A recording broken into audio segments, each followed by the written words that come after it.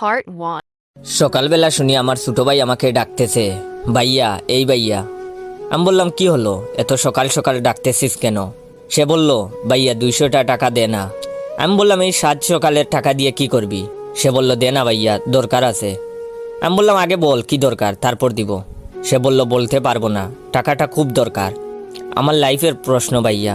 আমি বললাম, বলতে পারলে বল টাকার কি দরকার, না হলে ফুট এখান থেকে, আমার কাছে টাকা নেই। আগে বল কি দরকার, তারপর ভেবে দেখবো টাকা দেওয়া যায় কিনা। সে বলল, ভাইয়া অনেক দিন থেকে একটা মেয়েকে ভালোবাসি, কিন্তু বলতে সাহস পাই না।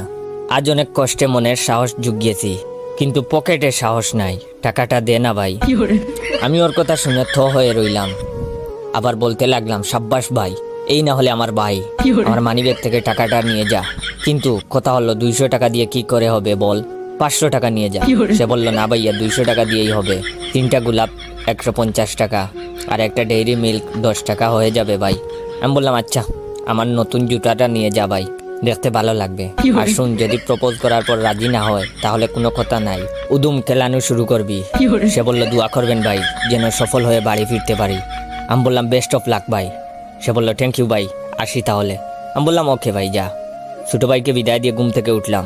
ক্লাস 6-এ উঠলো, ওর সম্পর্কে আর কি বলবো, এমনিতেই বুঝতে পারবেন। যাই হোক, গল্পে ফেরা যাক। আমি ফ্রেশ হয়ে হালকা একটা নাস্তা করে বাড়ি থেকে বেরিয়ে পড়লাম। একটা চায়ের দোকানে বসে আপন মনে সিগারেট ফুঁকতেছি। এর মাঝেই হঠাৎ মোবাইলের রিংটোন বাজতে লাগলো। মনে মনে কোন শালায় বিরক্ত করলো বলে তার 14 গোষ্ঠী উদ্ধার করতে লাগলাম। মোবাইলটা বের করতে স্তব্ধ হয়ে গেলাম।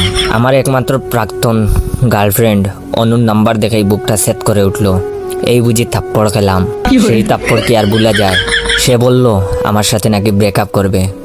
তার মানে কি আমার ছোট ভাই তার সাথে রিলেশন করতেছে? যাই হোক, পরের পার্টে সম্পূর্ণ দেখতে পাই।